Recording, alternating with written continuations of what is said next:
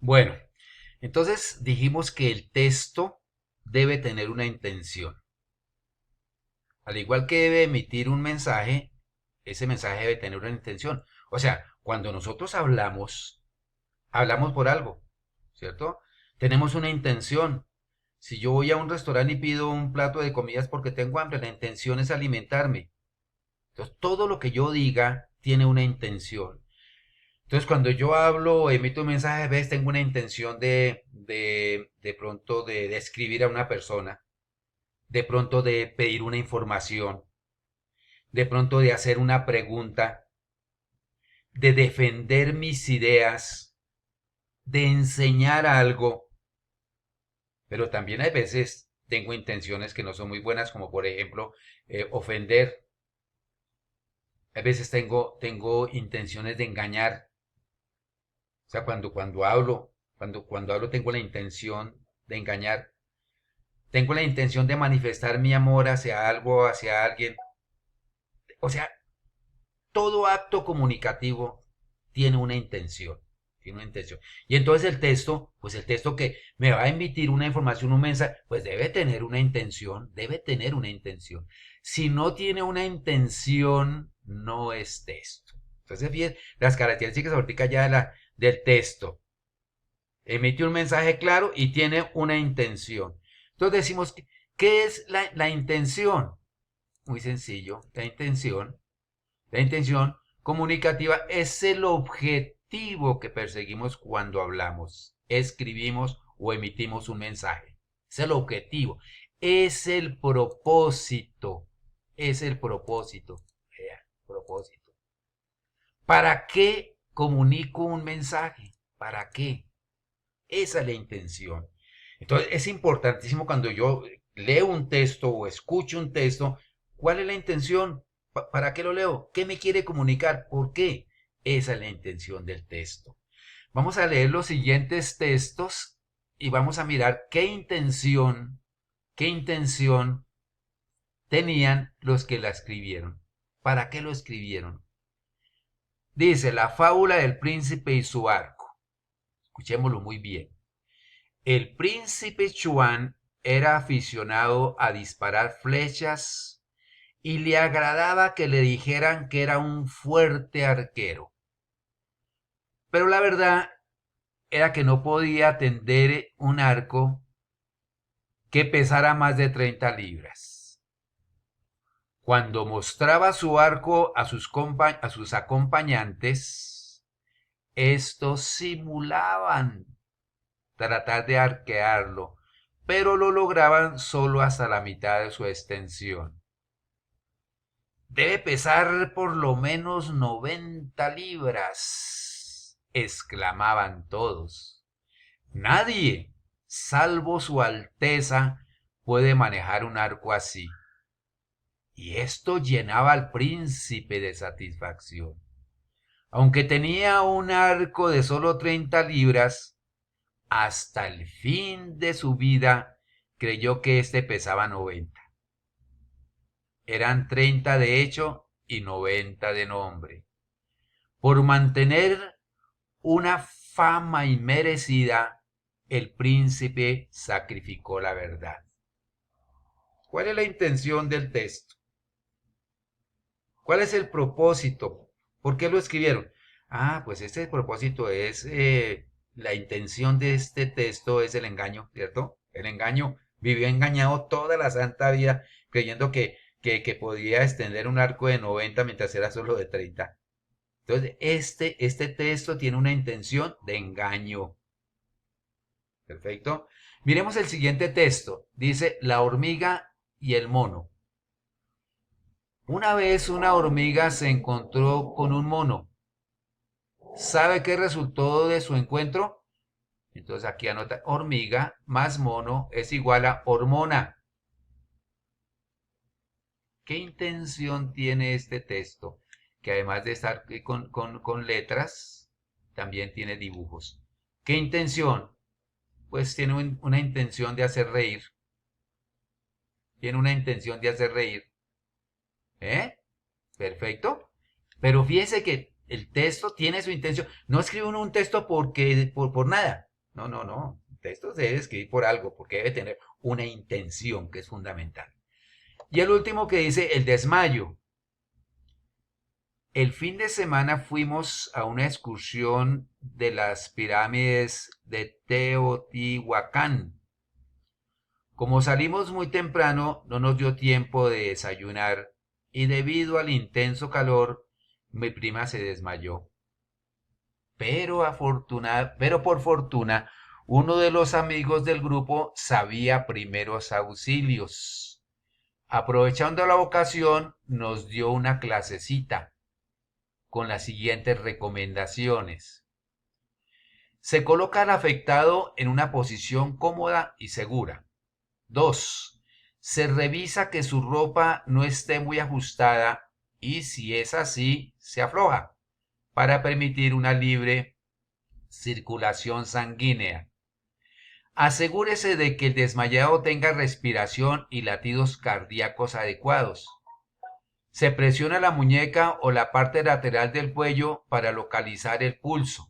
Bueno, perfecto. Y nos sigue dando una serie de recetas. ¿Cuál es la intención de este texto? ¿Cuál es la intención?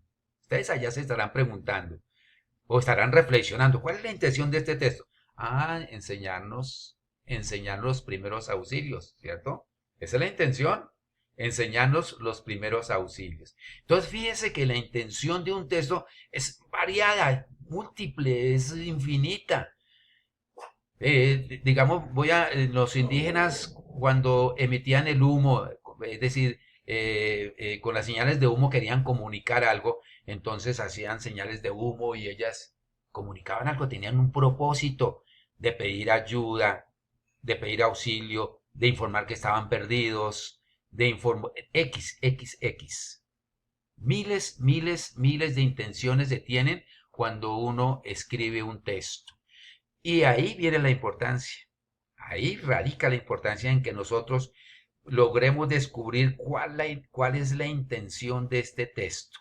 ¿Cuál es la intención de este texto? Entonces aquí vamos con nuestro primer ejercicio. Aquí vamos con nuestro primer ejercicio. Y es el siguiente. Encontramos unas frasecitas y unos dibujitos acá. Ustedes los van a leer muy bien, de manera muy coherente, muy despacio. Y en cada una de las lineecitas me van a escribir cuál es la intención de ese texto. Ah, muy sencillo, ¿cierto? ¿Cuál es la intención? Más vale estar solo que mal acompañado. Ese es un texto. Perfecto. ¿Cuál es la intención de este texto? ¿Cuál es la intención? Entonces los dejo para que me hagan este ejercicio, lo hagan bien hecho y busquen la intención de cada uno de estos textos. Bueno, después de haber hecho el ejercicio que aspiro que les haya quedado muy bien, naturalmente que después de nuestra clase de retroalimentación, allí lo vamos a rectificar y entre todos vamos a socializarlo y miremos si nos quedó bien o estamos de pronto equivocados. Esa es la intención también. El texto debe tener otras características que son también muy importantes, supremamente importantes. Entonces, un buen texto debe tener las siguientes características. Debe tener cohesión, coherencia, significado. Ah, ya, eso de significado sí ya lo conocemos. Es decir, que el mensaje sea clarito, ese es lo que significa. Progresividad, intencionalidad. A la intencionalidad la acabamos de ver, ya la trabajamos, ya la sabemos. Clausura o cierre y adecuación. Pero únicamente para no enredarnos mucho, de pronto más adelante trabajamos las otras cualidades, me voy a detener en estas dos que me parecen que son supremamente valiosas, que es la coherencia y la cohesión. La coherencia. ¿Ah? Uno escucha en muchas oportunidades decir, usted es muy coherente o no tiene coherencia o ese texto no es coherente, no tienen coherencia, las actuaciones de ese personaje no son coherentes. Entonces, ¿qué es la coherencia? ¿Qué es la coherencia? A veces uno dice, yo digo una cosa, pero hago otra. ¿Soy coherente? ¿No? ¿Cierto que no? Porque digo una cosa y hago otra. Ah, pero si yo lo que digo lo hago, lo que pienso lo hago, ¿seré coherente? Pues claro que soy coherente. Que yo digo, hay que hablar de la honestidad, o hablo de la honestidad, de la responsabilidad, del compromiso personal. Y yo soy deshonesto, soy irresponsable, o hago lo contrario de lo que yo digo, pues ahí no hay coherencia, ¿cierto? No hay coherencia, no hay coherencia. Entonces, dice que aquí yo anoté una cantidad de, o como tres o cuatro, digamos, definiciones de coherencia. Me gustó mucho esta, que dice, coherencia es lo que conocemos como la relación lógica entre entre dos o más cosas o conceptos que encajan perfectamente, que no se contradicen, que conforman un todo. Entonces resulta que cuando hay coherencia cuando todo gira alrededor de una sola idea, y todo lo que se dice aporta esa idea. Eso es coherencia. Eso es coherencia. Si yo estoy hablando de una idea y de pronto hablo de otra y de otra y no sé ni de cuál estoy hablando, ahí no hay coherencia. Pero si yo estoy hablando de una idea, estoy hablando sobre la honestidad y todo lo que yo digo y lo que escribo gira en torno a la honestidad, ese texto es coherente. Y me gusta tanto por eso de aquí de Gandhi, que dice, escúchelo muy bien, la felicidad se alcanza cuando cuando lo que uno piensa, lo que uno dice y lo que uno hace están en armonía. Esas tres cosas, perdone, encajan perfectamente. Lo que uno piensa, lo que uno dice y lo que uno hace. Cuando están en armonía, cuando encajan perfectamente y forman un todo, eso es coherencia, coherente. Acá abajo dice la unidad temática. Es decir, que para que un texto sea coherente, debe manejar un solo tema.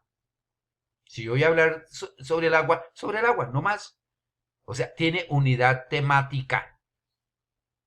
¿Listos? Si yo voy a hablar sobre la bonanza petrolera, ese es el tema, esa es la unidad temática, por eso hacemos el tema, la unidad temática. Pues simplemente la unidad temática es la bonanza petrolera y no hablo más sino de la bonanza petrolera. A que utilice muchas oraciones y muchas palabras, pero todo gira alrededor del tema de la bonanza petrolera. Entonces, fíjense, ese es un texto coherente. Y aquí dice arriba, la coherencia como tal es la unión que debe de existir entre las ideas de un texto. La unión entre todas las ideas, pero todas las ideas deben girar en torno a un tema, presentando una unidad o sentido global. Si ve una unidad o sentido global, solo de un tema, solo se puede hablar de una sola idea global, presentando un sentido global del mismo. Estas relaciones semánticas le dan un sentido, un significado que el lector podrá percibir, recibir y comprender. Entonces, cuando se está hablando cuando tiene el texto una unidad temática, cuando gira alrededor o en torno a un solo tema, una sola idea, el lector o quien recibe el mensaje lo va a entender perfectamente. Le va a ser muy, muy sencillo la coherencia. Entonces vamos a mirar unos temitas aquí, unos textos, pero ya me tocó en el siguiente video porque ya se me acabaron los 15 minuticos. Continuamos en el siguiente.